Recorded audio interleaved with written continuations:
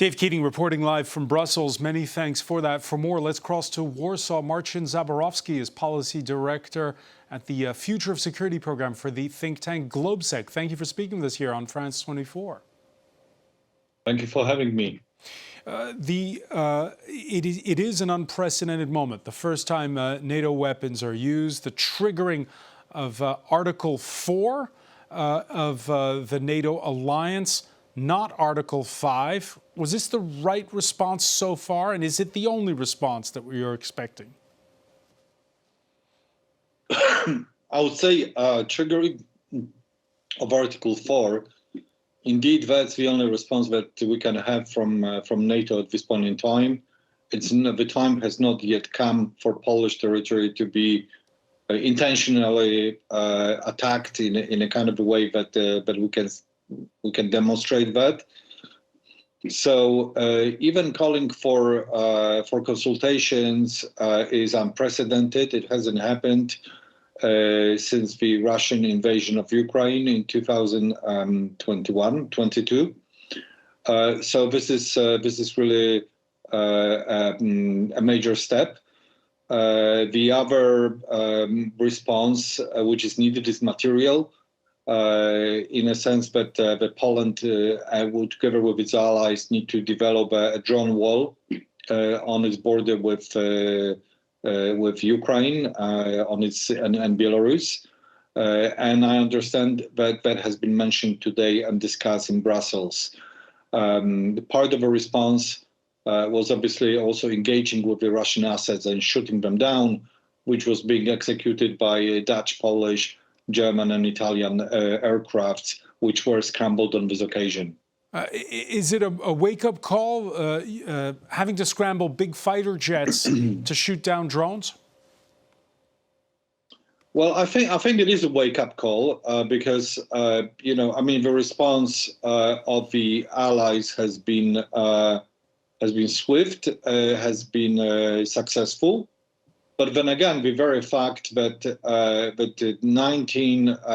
there were 19 incursions into the Polish airspace over the period of the night, that itself suggests that the border itself is porous.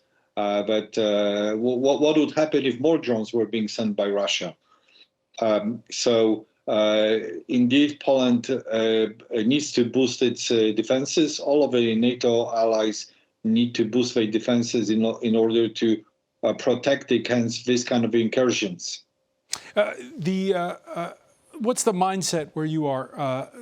Poland, which shares 70 kilometers of border with Russia, with the exclave of Kaliningrad, and 400 kilometers of border with Belarus, and there's those war games going on. Do ordinary Poles feel like this is an emergency moment?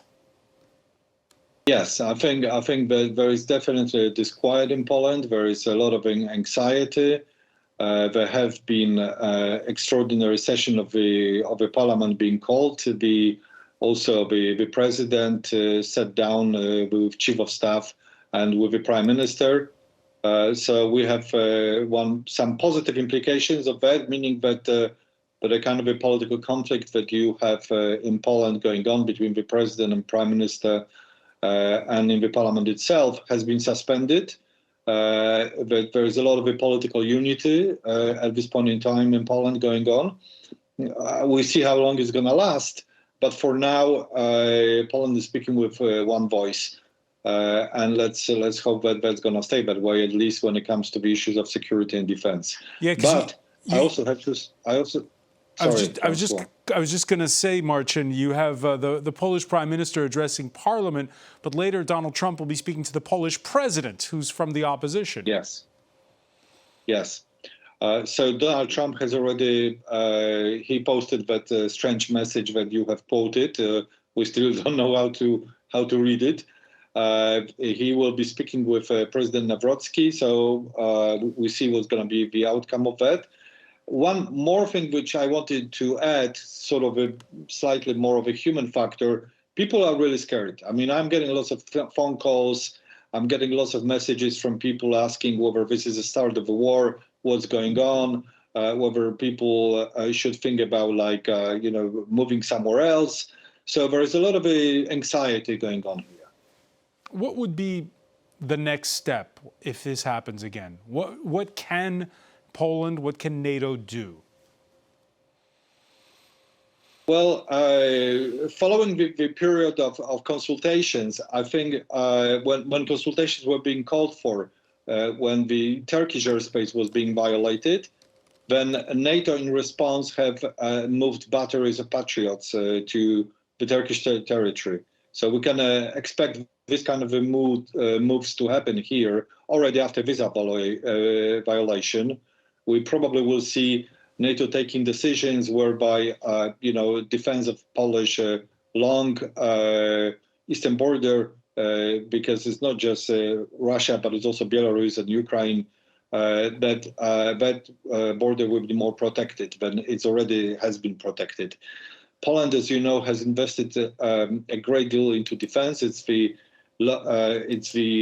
most consistent defense spender in the entire NATO.